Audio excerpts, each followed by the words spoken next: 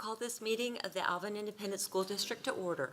Let the record show that a quorum of board members is present and that this meeting has been duly called and that notice of this meeting has been posted in accordance with the Texas Open Meetings Act, Texas Government Code 551. We will now move into a public hearing to discuss the financial integrity rating system of Texas Public Hearing.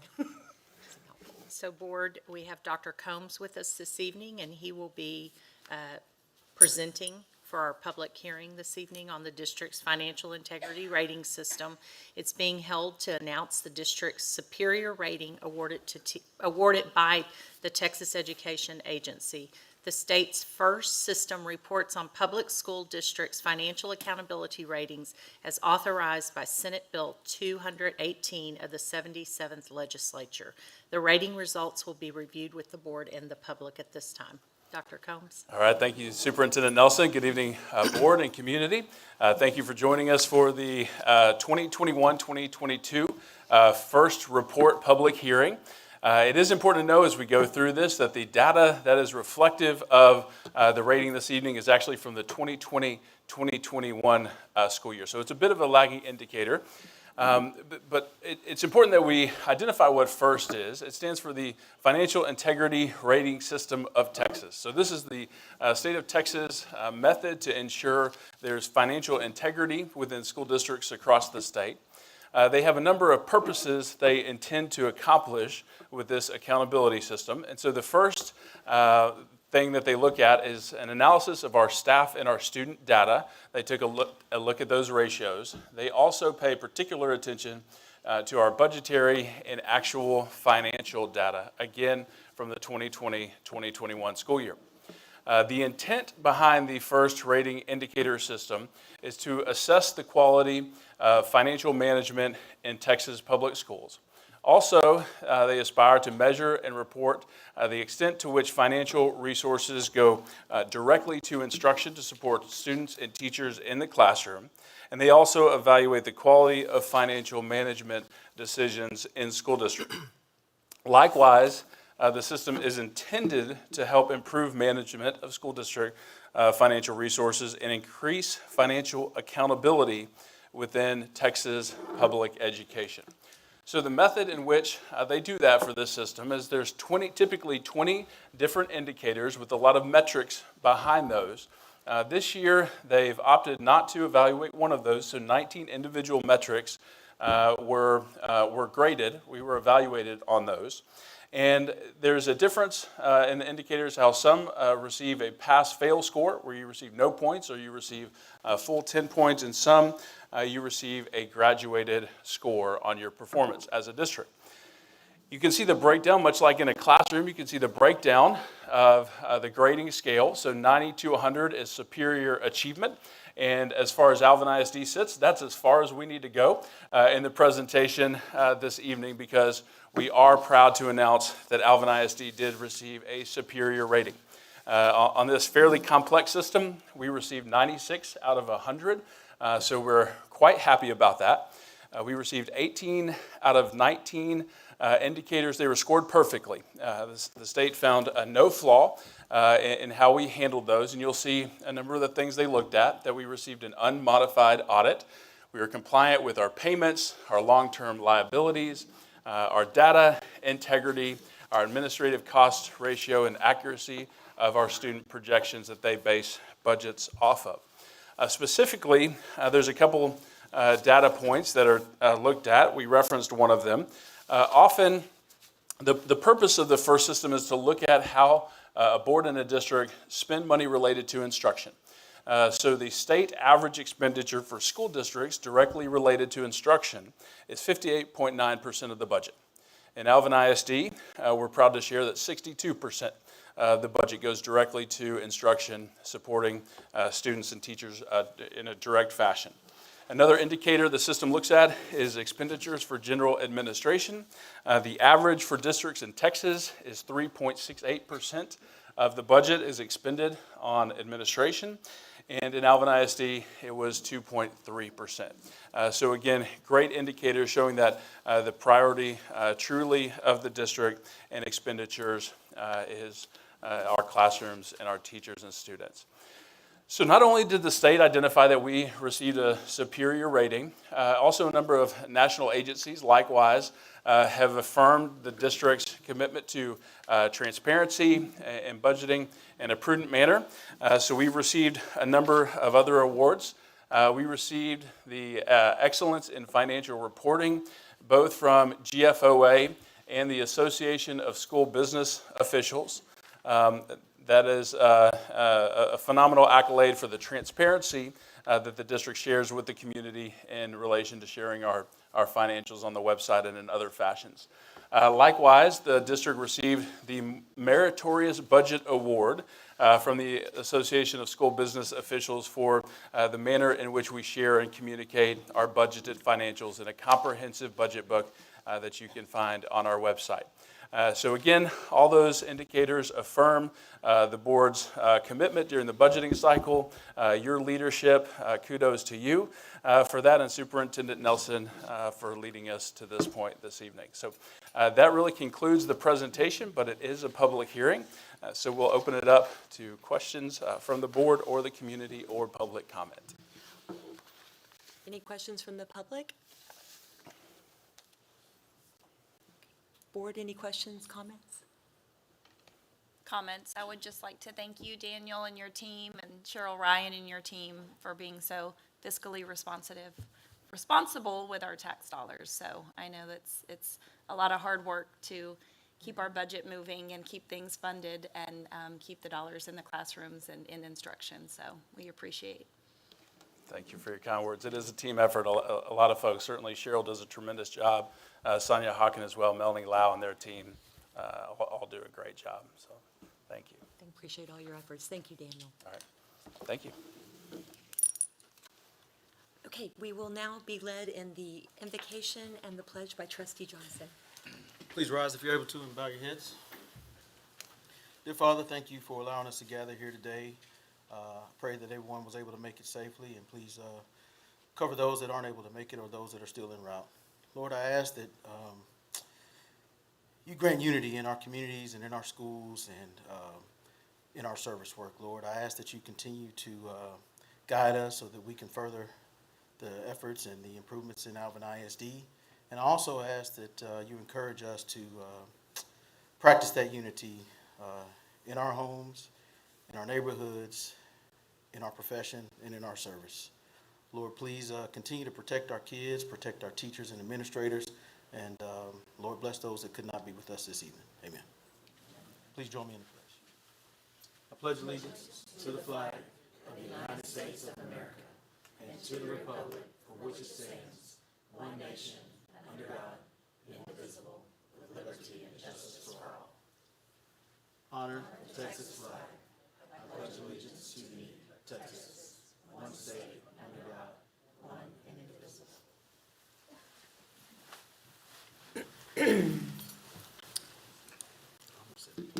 I believe we're going to have an introduction for our greeters this evening. Yes, good evening, board and guests from the community and staff members.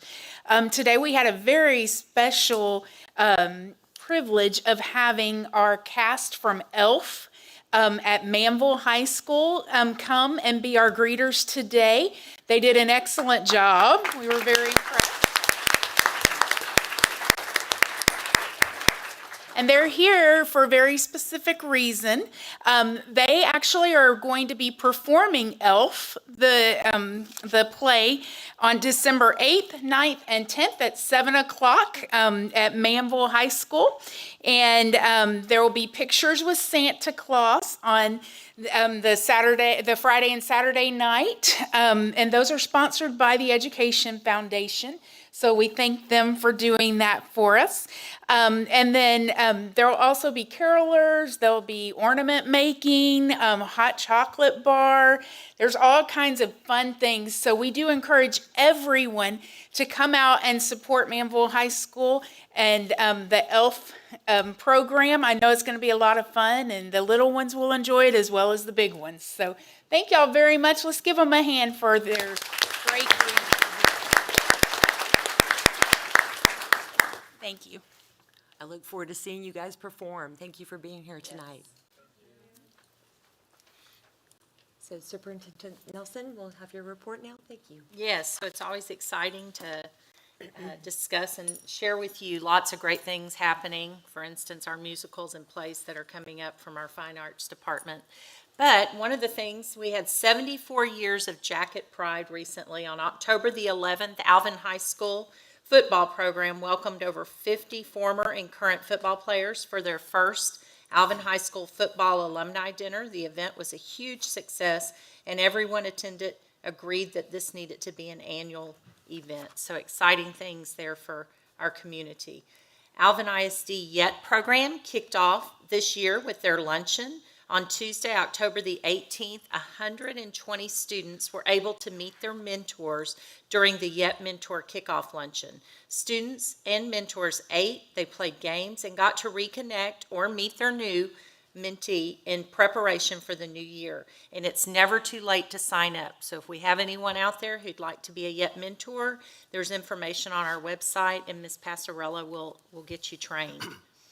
Alvin ISD hosts the annual college fair. More than 50 colleges and universities were set up at J.B. Hensler College and Career Academy, as over 450 students and their parents attended the annual Alvin ISD College Fair. In addition to the colleges and universities, representatives from the United States military also were in attendance. Additionally, the event offered financial aid and scholarship information. A great kudos to our JBH staff out there and our counselor and Mr. Kettler, who made all of that possible for us, so thank you. Then Alvin ISD serves. All of our campuses and departments across the district will be serving during the month of November, doing different community events. It's off to a phenomenal start. You know, keep up on our social media and Twitter throughout the month, and you will see students, if you see them in these bright green shirts, they're doing a service project. And if you have any projects that you know of and would like for it to be considered by one of our schools, if you could contact Ms. Rives, just send her an email and we'll see if we can get a group out there to help. But this is really showing that our students and our staff want to give back to the communities that we serve across the district. And congratulations to, it was 18 employees were surprised on Thursday, October the 27th. Alvin ISD administrators and board members set out across the district to surprise these employees with what we call the Alvin ISD Believes Award. This is a prestigious award, and it's district-wide initiative and is implemented several times throughout the year. The Believes Award is given to outstanding individuals who embody every component of our district's vision and core beliefs. Alvin ISD bands march to success. This year we were fortunate to host both the area and the regional contest at Heritage Complex. Our 4 Alvin ISD high school bands marched to success this competition season. During the UIL region contest, Iowa Colony High School received a Division II excellent rating. Manville High School finished 9th in the preliminaries at the Area 5A contest. And Shadow Creek High School and Alvin High School advanced to the Area 6A contest, where Shadow Creek High School finished 6th overall. And so we are so proud of our fine arts programs and our bands. And I think our Shadow Creek High School band director is here this evening. Mr. Mooney, you want to raise? Thank you for all you do for our students, and appreciate it. It takes passionate band directors to make programs successful, and Mr. Mooney does, along with our other band directors. But thank you. Year after year, his band's very successful. He's here as a parent tonight. We'll hear about that in a minute, but thank you. And then finally, well, not finally, I have one thing to add. The NCAA Read to the Final Four pep rallies. Ready, set, read. Our high schools hosted pep rallies for our 3rd grade students to kick off the 2023 NCAA Read to the Final Four competition. Read to the Final Four is a bracket-style tournament that challenges 3rd graders to get excited about reading, because literacy is very, very important. And then finally, I want to remind everyone that this week is Veterans Day, the end of the week, and we will have celebrations across the district. So we want to thank our veterans. I'm sure we have some. If we have any in the audience, if you'll please stand at this time. Any veterans? I know I see one. I see 2. I see 3. I see 4. Thank you all for your service. Thank you. This country would not be what it is today without our veterans and those who step up and serve and put their lives on the line for us. So we appreciate that. Thank you so much. Ms. Rives, did I forget anything? No? Okay. Thank you. Okay, I'm back. I'm very excited to be up here right now because we're going to do some student and staff commendations. So, parents, I want to take this moment to let you know if you'd like to get a picture when your child comes up, please come up, take them. This is about your child in this moment. So please make sure you take time to come up and take the pictures. We will wait for you, okay? So I'm going to start first with our National Merit semifinalists and commended. So in September, officials of the National Merit Scholarship Corporation announced the names of approximately 16,000 semifinalists in the 68th Annual National Merit Scholarship Program. Overall, approximately 50,000 students are recognized as either commended students or semifinalists. These academically talented high school seniors who achieve semifinalist status have an opportunity to continue in the competition for some 7,600 National Merit Scholarships worth more than $30 million that will be offered next spring. Congratulations to the following students for being named National Merit Semifinalist. When I call your name, please come forward. Andrew Dongchu with Shadow Creek High School.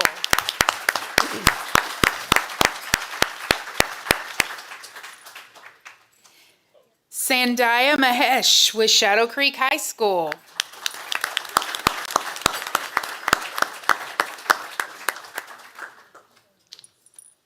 Andrew Mooney with Shadow Creek High School.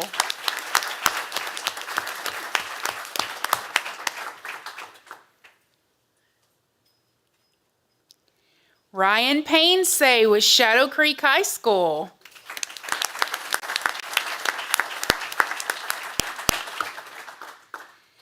And Ethan Wiltz with Shadow Creek High School, but his parents are going to accept on his behalf. He was a little busy tonight with a different schedule, so.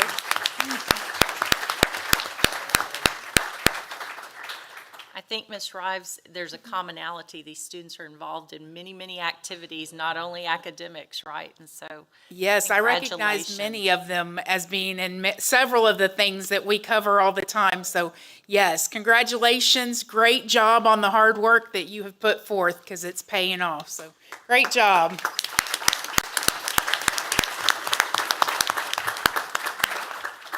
And we'll wait for people to take pictures and then we'll go on.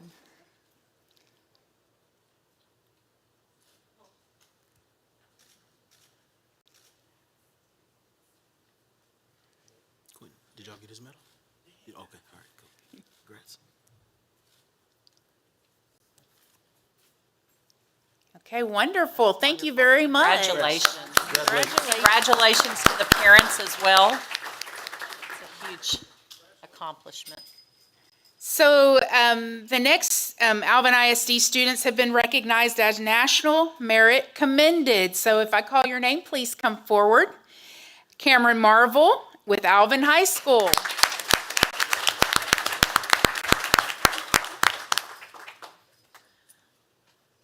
Elora Franklin with Manville High School.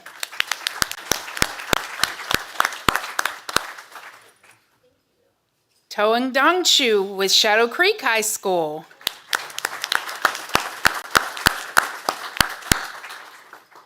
Aaron George with Shadow Creek High School. Joshua George with Shadow Creek High School. Alatuami Idua with Shadow Creek High School.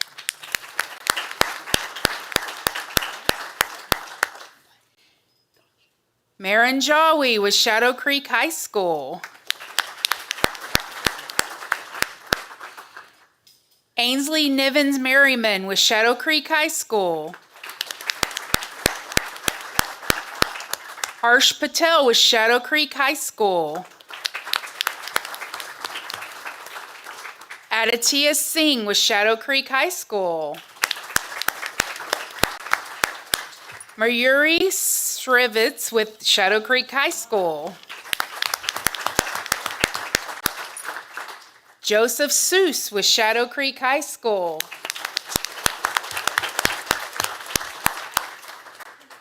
Sarah Walla with Shadow Creek High School. And Eric Zhang with Shadow Creek High School. So parents, please come up and take photos if you'd like. Again, congratulations, students. That's a great accomplishment. That will help you with scholarships and So Tone and Andrew, are we siblings, twins? Yes. Both?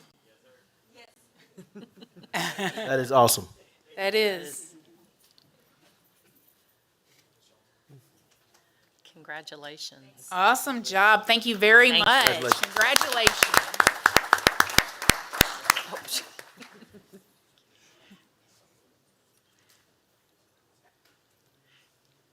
There might be a connection. There may be a connection there. A proud aunt. Yes. Congratulations, Cam. So now we're going to move into our staff commendations. And the Fairview Junior High Symphonic Band Director, directed by Jeremy Kitchens, has been named a commended winner in the 2022 Mark of Excellence National Wind Band Honors Project. The Mark of Excellence is a national music competition that recognizes musical ensembles for high standards in performance. The Foundation for Music Education sponsors this project, and ensembles are judged by nationally acclaimed people. The project received 376 entries in all classifications this year and has made entries from 39 states. The performance of the Fairview Junior High Symphonic Band represents the very highest level of achievement. So at this time, I would ask Mr. Jeremy Kitchens, the band director at Fairview High School, Junior High, to please come up.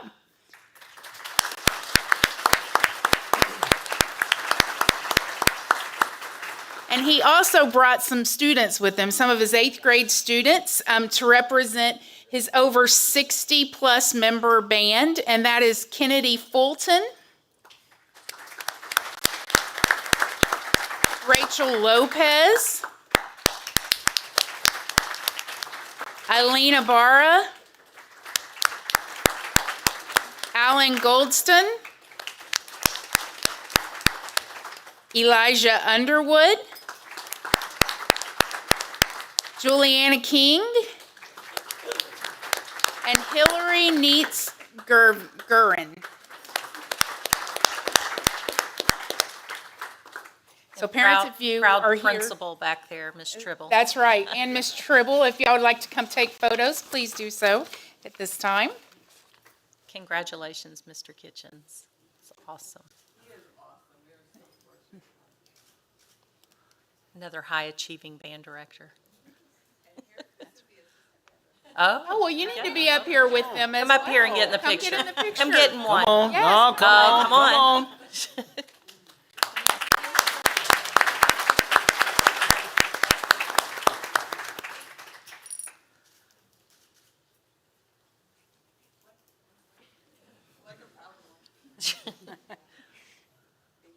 Congratulations to Thank y'all. you. Great job. Congratulations. Thank you. That was a lot of hard work. Thank you very much. So we are now going to move into some presentations, and students and those of you who've got commendations that need to leave for other activities, we'll give you a few minutes to do so. Thank you. Congratulations to you all. Wonderful, guys. Thank you all.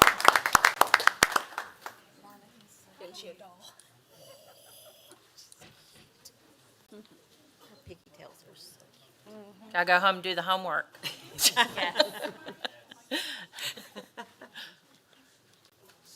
Oh, let him get another picture. Aw, sweet. Thank you for your service. Yes. Grandpa? Thanks. Aw. Is that your grandfather, or? Aw, Very nice. very proud. Congratulations. Thank you. Congratulations. Great job. You too. So trustees, our first presentation will be this evening, a representative from Alvin ISD's external auditor, Weaver and Tidwell LLC. He's here, his name's John, to present the district's 2021-2022 financial audit. Welcome, John. Thank you. Thank you, Carol, and thank you, board members. I'd like to present to you the results of the fiscal year 2022 audit, and I appreciate you inviting me here to speak before you this evening. And before I begin, I want to just say thank you to Daniel and Cheryl and the rest of the finance department for all of their hard work and cooperation in making this a very successful audit. So this kind of lends itself to Dan's original presentation on the first. It was an excellent audit, and I have a presentation I'd like to go through with you. The first few things are going to summarize the audit results, and we've issued 3 reports on the district's audit this year. The first of which is our independent auditor's report on the financial statements, and I'm happy to report that we've issued an unmodified or clean opinion. And that just means that we feel that the district's financial statements are fairly presented in all material respects in accordance with generally accepted accounting principles. And that's the highest level of assurance that we can give you on your financial statements.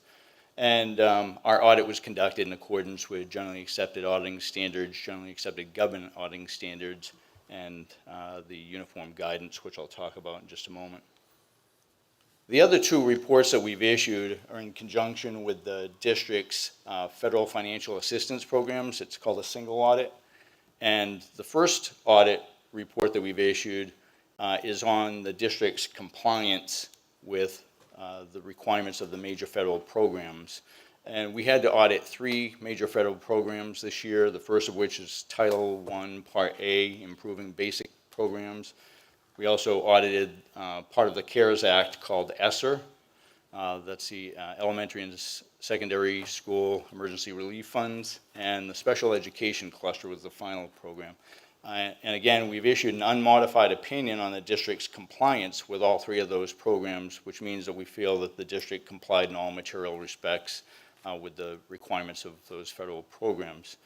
And also, we issued a report on internal control over compliance with those programs. I'm happy to report that there were no findings, no significant deficiencies, no material weaknesses at all. So clean opinions across the board. So that's credit to Dan and Cheryl and the rest of the finance department. A great job. And I apologize for the size of these slides on the viewer, but I also had 3 slides I wanted to go over with you that present some excerpts of the financial information from the district's annual financial report. The first of which shows the general fund of the district, which is the main operating fund. And just a couple of numbers that I wanted to throw out at you was that overall the general fund revenues were $323.5 million during fiscal year 2022. And that was an increase of $8.7 million over the previous year, most of it attributed to both increases in local property taxes and state revenue. And overall, the general fund increased by $17.4 million this year. The fund balance increased. The fund balance of the district also represents approximately 110 days of operating expenses, which is excellent. The district goal usually is to have at least 60 to 90 days worth of operating expenses held in the general fund. So that was excellent at the end of the year. And general administrative costs were only 2% of total expenditures, which is much lower than state average of 3%. The other fund that I wanted to go over with you, or the next fund, is the Capital Projects Fund, and that's where all the activity takes place on the school's capital projects. And here the fund balance increased by $37 million, and that was primarily due to the issuance of bonds to fund further construction. So the fund balance increased by $37 million just because of the timing of the bond proceeds and the expenditures that are going to be funded by those proceeds. And finally, the debt service fund, the fund balance of the debt service fund increased by $5.2 million. Total revenues were $51.9 million. Expenditures were $58.8 million. And overall, the fund balance increased by $5.3 million.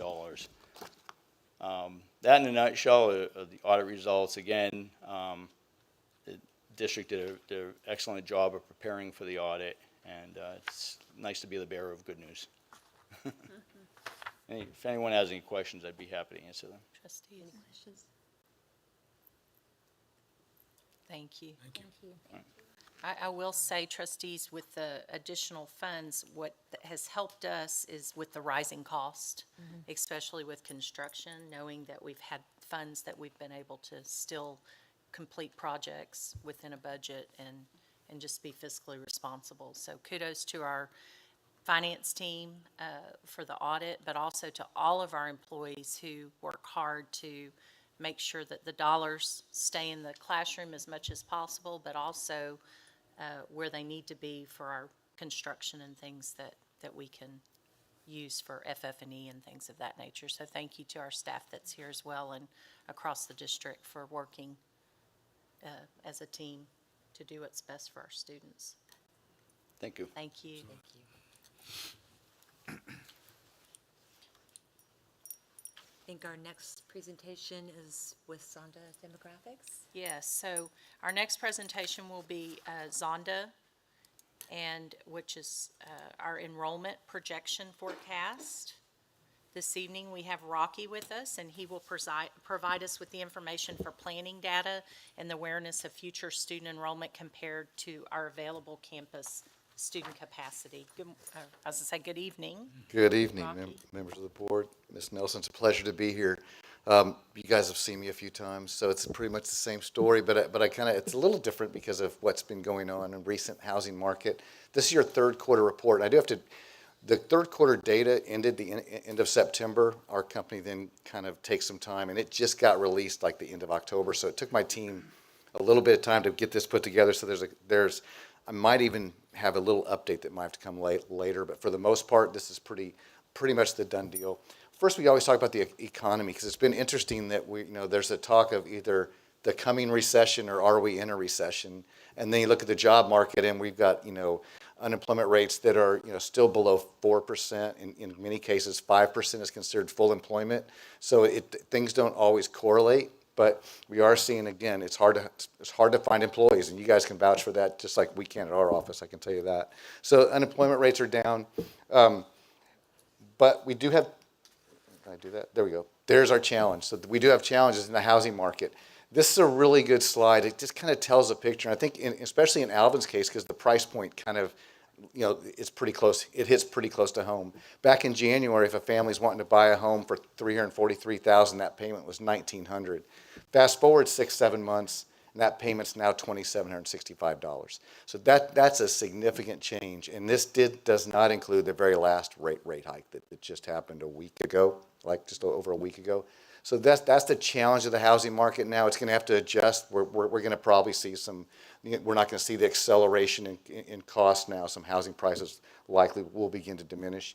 But it's also slowing things. And this little note here that we haven't updated quite with some briefing numbers. So this is just through the second quarter. It began to flatten. I can tell you the third quarter it did drop off a little bit. And what you're seeing there is starts are in red, which means a home is under construction. And the black line are closings. That means that the home is now occupied. You see how that line's divided now? That's inventory building up. And what's happened is we've seen cancellations increase, because that house is costing a lot more once they finish it than what they thought it was going to be when they started it. So we saw some cancellations. So we're going to be keeping an eye on that. In Alvin's now the 7th. We ranked this by closing. So Alvin did close over 2,000 homes in a trailing 12 months. You can see there, their inventory is now at 1,480. So that's like a 3/4 supply right there in inventory that we know will close during this year. And you can see that your annual starts is sitting almost exactly the same at 2,053.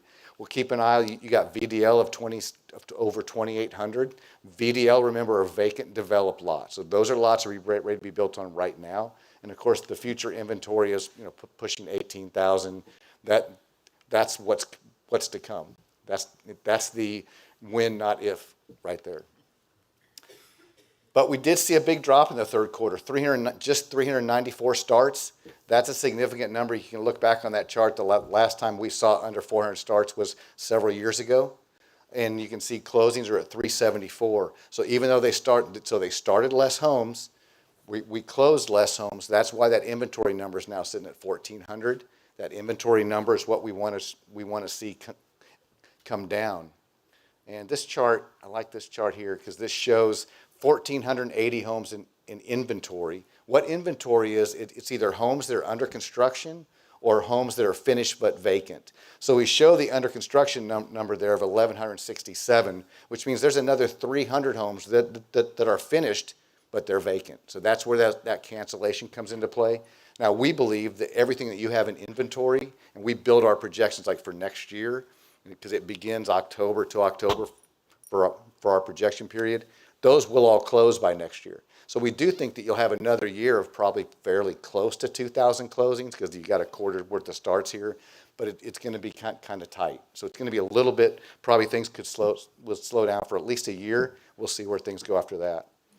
But we're still tracking over 58 developments in Alvin ISD.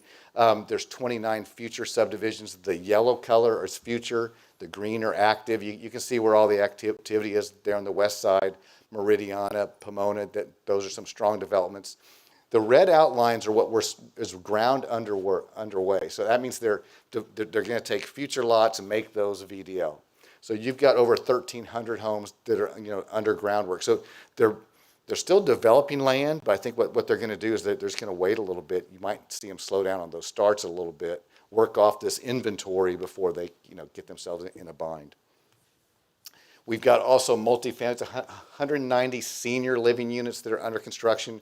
We like to remind you of that just because if you see it and you're driving by and you're wondering about students, we're not seeing any students out of that development, or we don't expect to, right?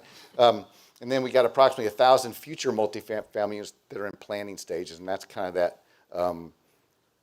green, what color is that? Light blue color that you see on that map.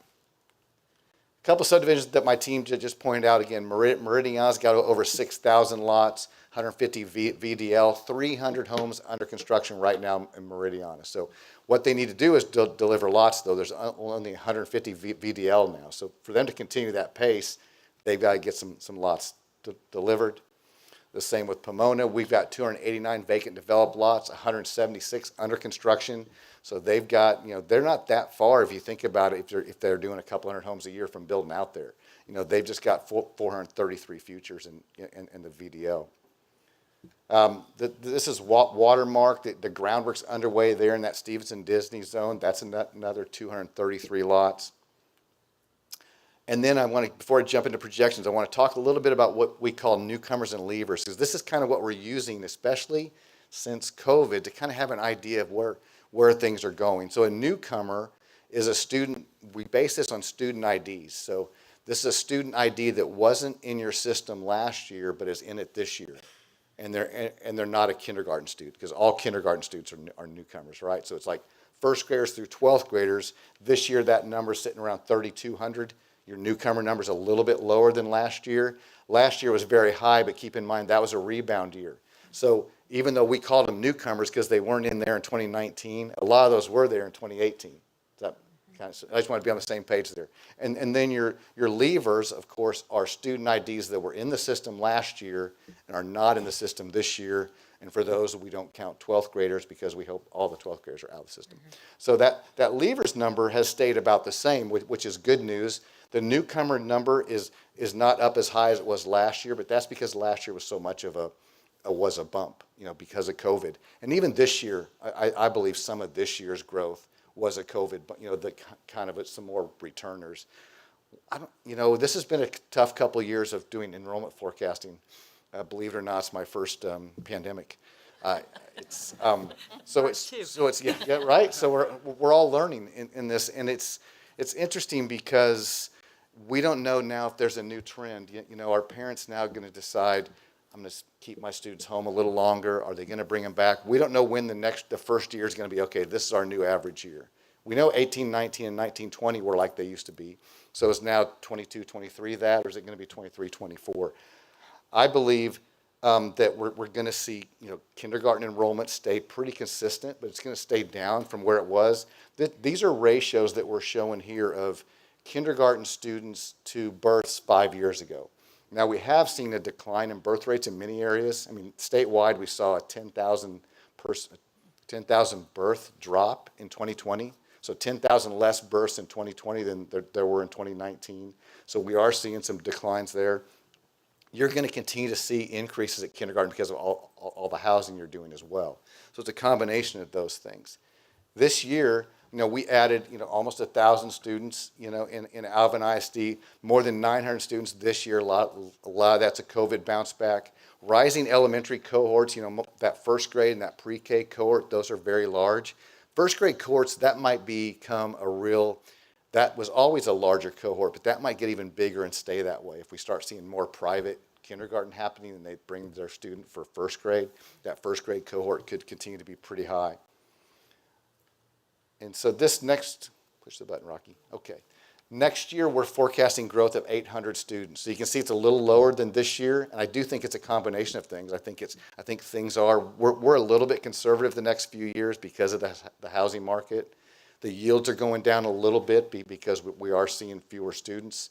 You know, we're still trying to figure out what that return rate's going to be, but we still think you're going to stay right around 700 to 800, you know, students per year. And I think if you think about 1,500 homes, say it falls off to 1,500 homes, well, that generally would yield about 750 students. We call it a 0.5 yield. So if we could stay up there at 2,000, then your enrollment could get pretty close to 1,000.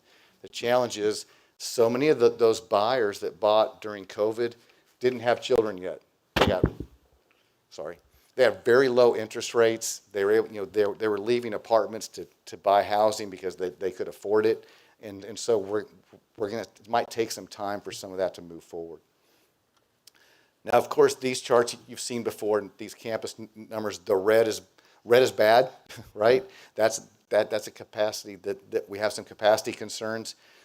I've worked with a great boundary committee that you guys are going to hear from next, that we're working on taking care of some of these problems, and over the next couple of years, we're going to, I think, see a lot less red on your map.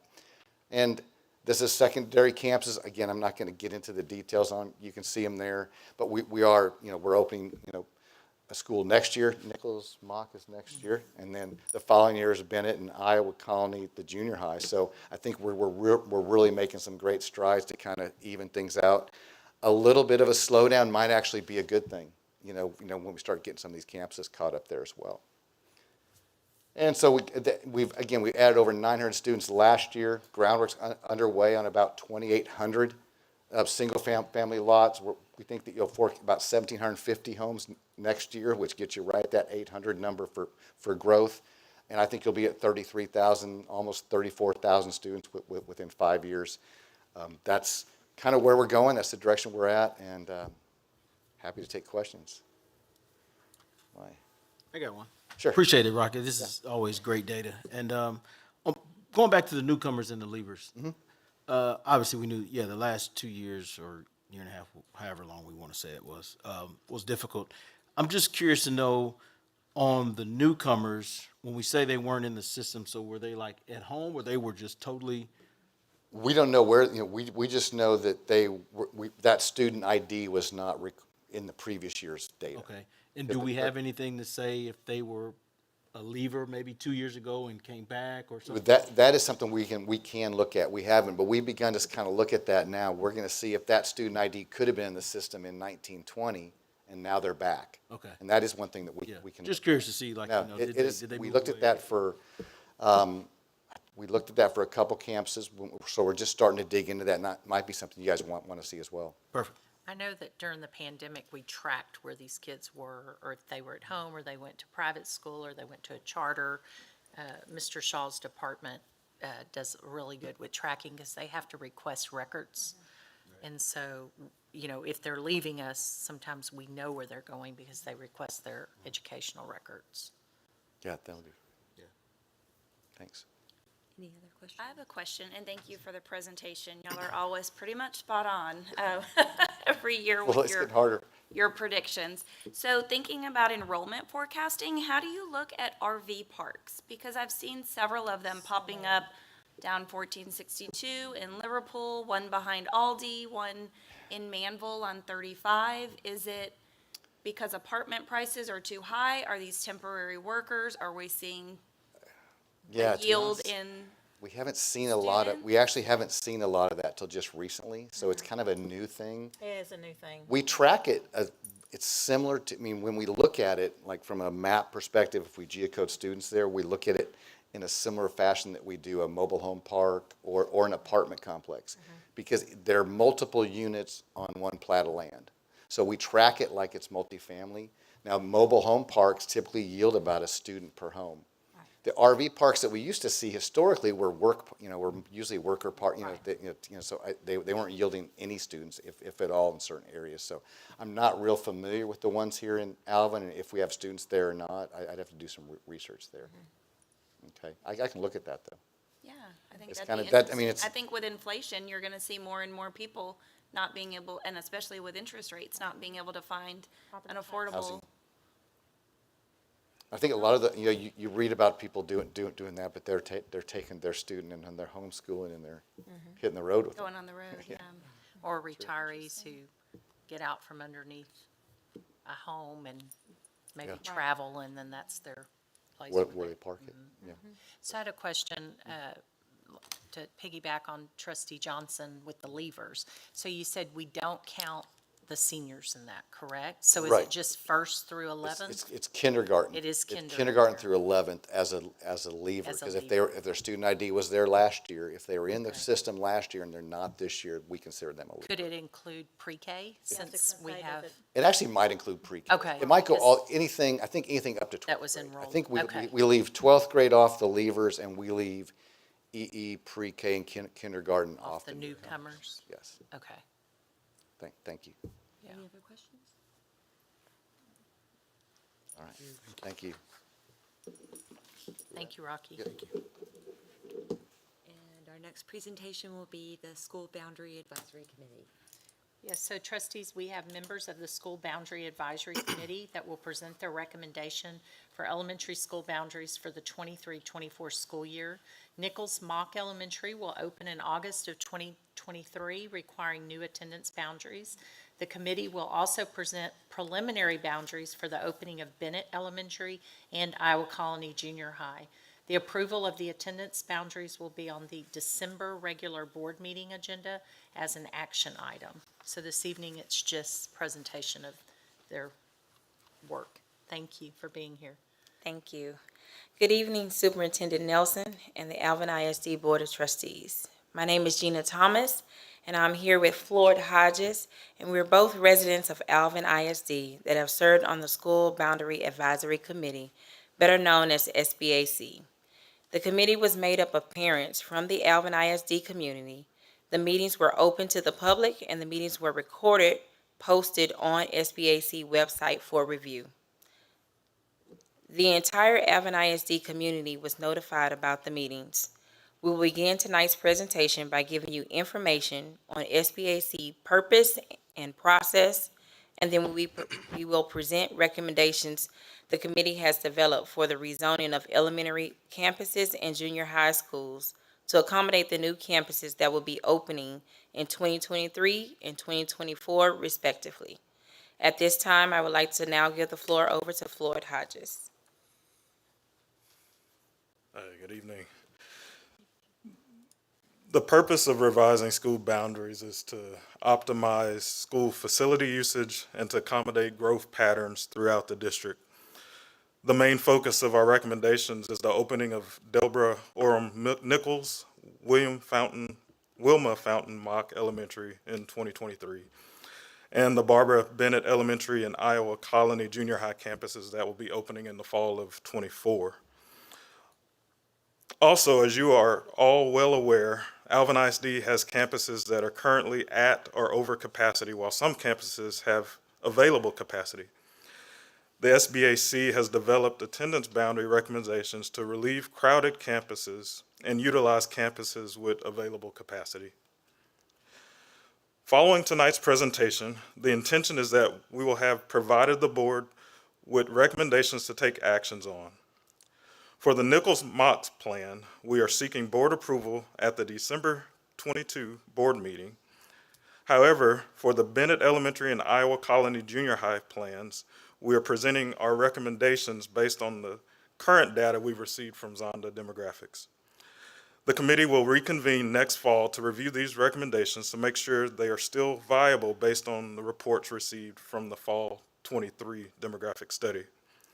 After review, the plans will be submitted to the board for approval next fall. Additionally, Alvin ISD administration will host a parent university class in a town hall meeting format on November 30th to review the proposed boundaries with the community. Parents and community members will continue to have the ability to submit questions, comments, or concerns via Let's Chat.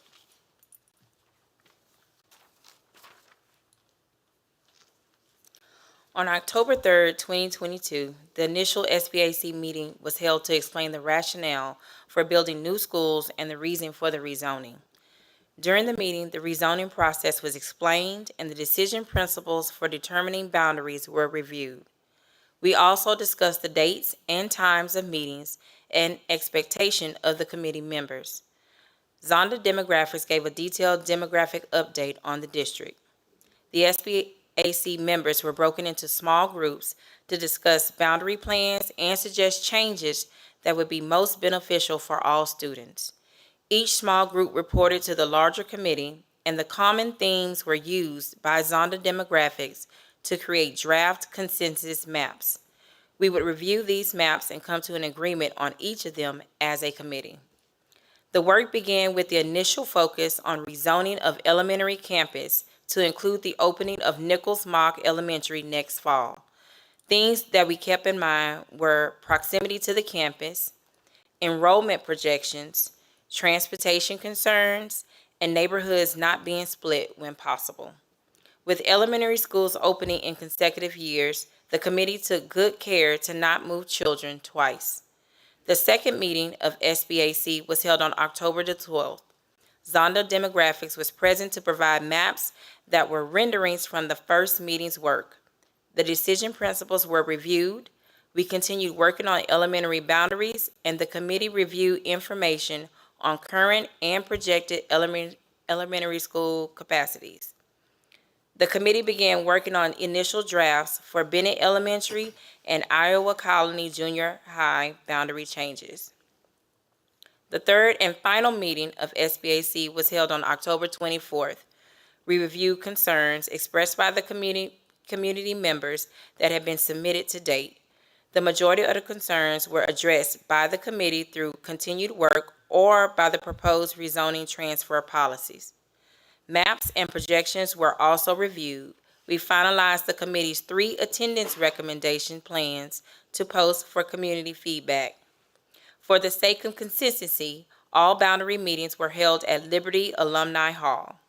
At this time, I would like to give the floor back to Floyd.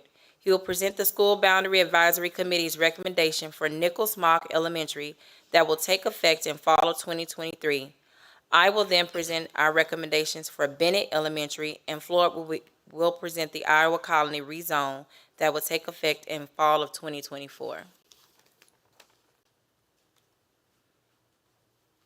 So this map represents the committee's recommendations for the elementary plan for Nichols-Mott Elementary that will be opening in '23.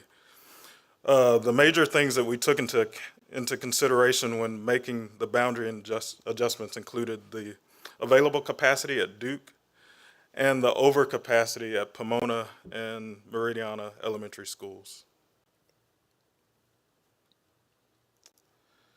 These will be the only 3 schools affected by the proposed changes for next fall. So on this slide, you'll notice that the new zones give relief to Meridiana and Pomona. We do want to point out that the elementary enrollment forecast does have one significant capacity issue, and that's EC Mason. The committee will address this proposed rezoning with the opening of Bennett Elementary in the fall of '24.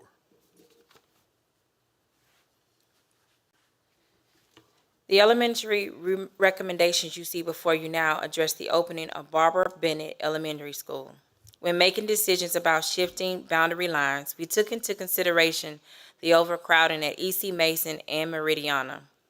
Additionally, if students are moved during the rezoning process in fall of 2023, we wanted to ensure they were not moved again during the next rezoning phase. This next slide is the forecast for Bennett Elementary draft plan. We would like to point out that enrollment numbers are manageable over the next few years, but we are forecasted to have significant growth in the southwest portion of the district. These issues of capacity beyond 2025 will need to be addressed by the district. So lastly, we'll have the Iowa Colony Junior High plan.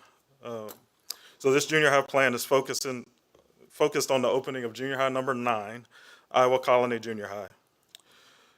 With the moves that have been made to the boundary lines, all surrounding schools will have functional student capacity over the next few years. The campuses affected by this rezone will be Jackie Caffey, Fairview, Harby, and Manville Junior High schools. When you take a look at the next slide, the forecast shows that all of the Alvin ISD junior high schools will have manageable capacities until 2025. So that completes our recommendations from the SBAC for this cycle, and I'll now turn the floor back over to Gina. All of our recommendations are transportation friendly, provide manageable enrollment numbers. This was a unique experience, and in speaking on behalf of the committee, this was not something that we took lightly. We also placed ourselves in the place of every family and household who would be affected by the changes presented. The experience of working with different committee members contributed to different perspectives, and the synergy between members produced productive results. Thank you again for reviewing and considering the recommendations from the School Advisory Committee. Does anyone have any questions? I want to thank sorry. No, go ahead. I wanted to thank the committee and thank you both for presenting tonight. I appreciate it very much. Yes, thank you, Gina and Floyd. One question I did have.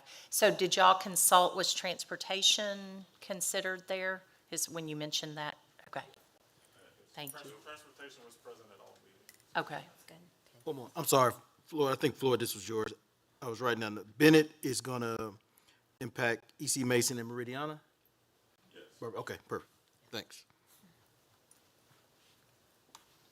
That's never an easy job. I mean, so thank you. Thank y'all. Thank you. Yeah.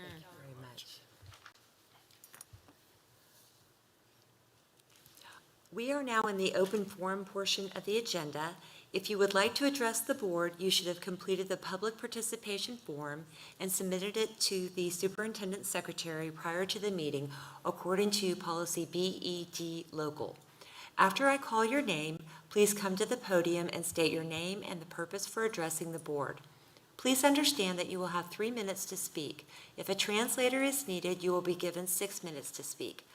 I ask that you also understand that the board cannot take action on your request or comment at this time. However, the president or designee may refer the request to the superintendent for review. And this evening, we have one open forum request. That is Congressman Pete Olson.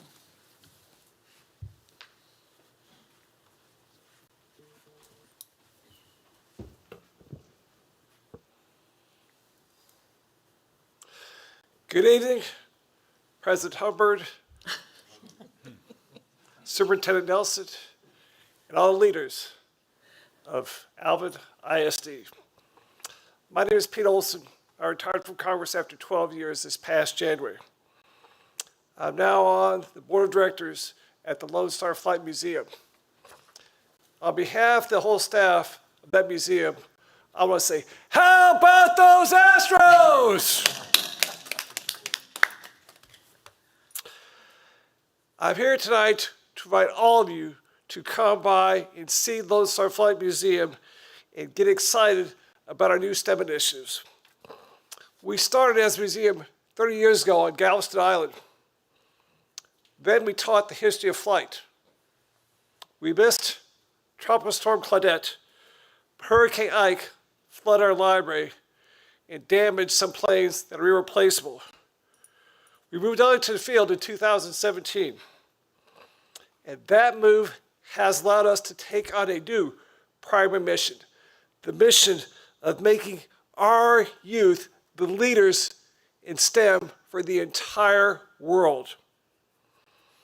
In less than 2 short hours at our museum, our ALC, our Aviation Learning Center, our students can learn the basics of flight, the science, lift, drag, propulsion, navigation.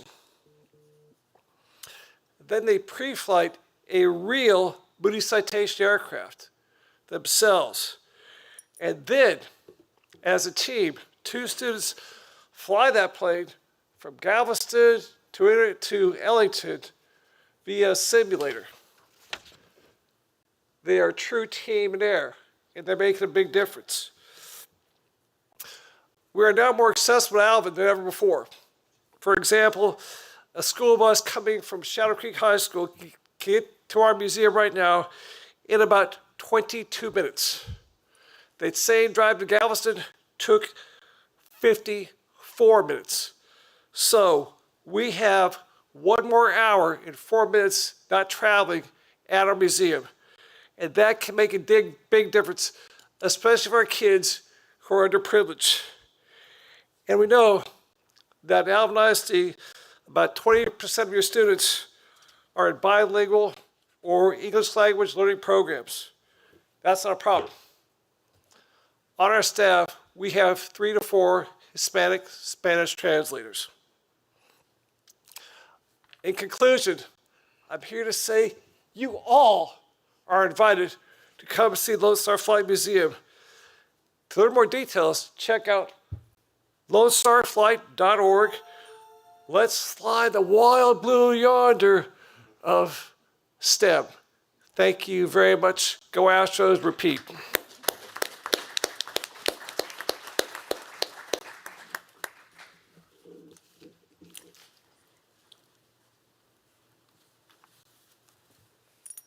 Okay, we will now move to our consent agenda items. Do any of the trustees have an item they need to pull from consent agenda?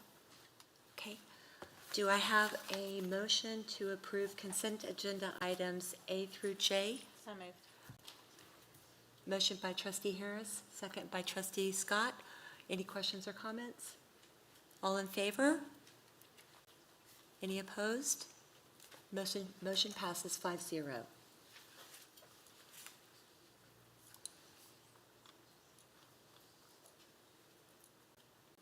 Just 1 second. Okay. Okay, our next item is to request to consider approval of the financial audit report.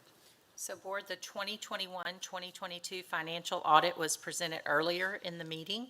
An additional regulation of Alvin ISD School District is to annually submit the results of the audit to TEA after an official vote of the Board of Trustees. And you all have copies, hard copies as well, of the audit and the federal single audit report at your places. Do I have a motion that the board approve the 2021-2022 financial audit as presented? So moved. So I think trustee Scott so moved, trustee Matoya Peterson second, thank you. Any questions or comments? All in favor? Any opposed? Motion passes 5-0. Thank you again to our financial department.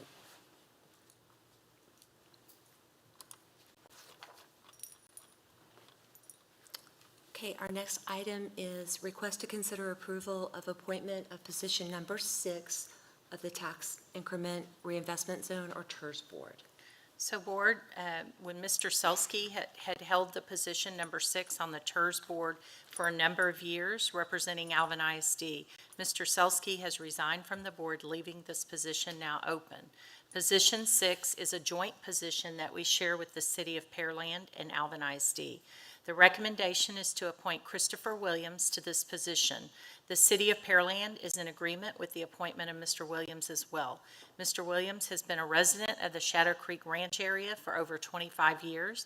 He's worked in the government and technology industry and is a veteran of the Marine Corps as well. Okay, do I hear a motion that the Board of Trustees appoint Christopher Williams to serve in position number 6, which is a shared position with the City of Pearland on the Tax Increment Reinvestment Zone Board? So moved. Motion by Trustee Matoyer Peterson, second by Trustee Johnson. Any questions or comments? All in favor? Any opposed? Motion carries 5-0.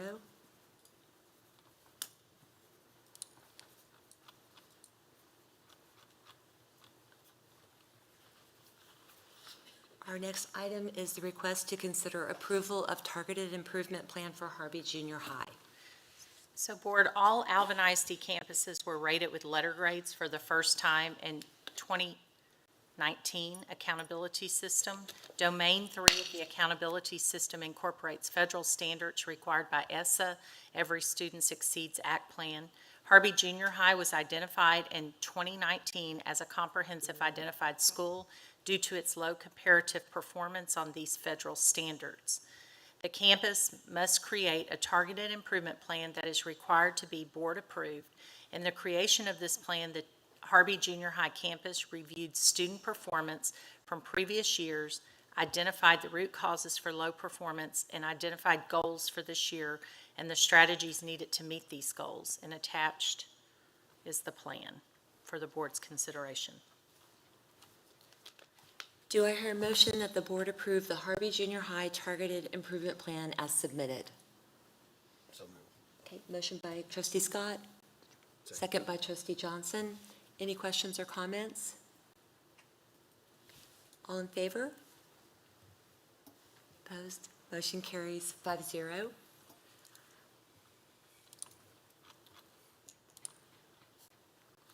Our next item is to request to consider personnel items, requested personnel.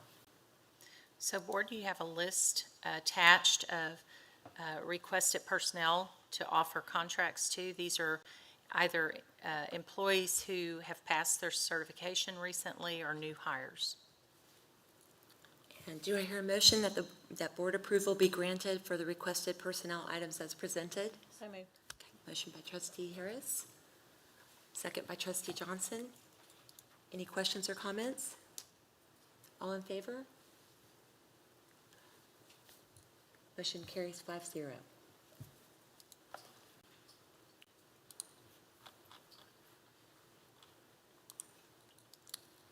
Next item is the request for administrative staffing position for principal at Nichols Mock Elementary School.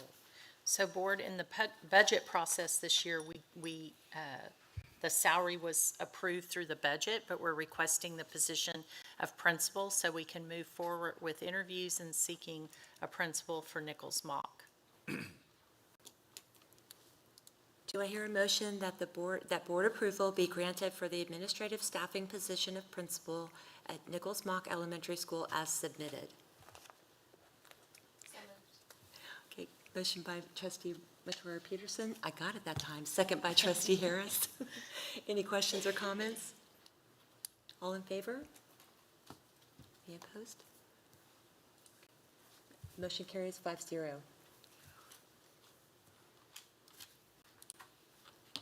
And I would now like to make a motion to adjourn. Do I have a second? Second by Trustee Scott. Any questions or comments? All in favor? Motion carries 5-0. Thank you.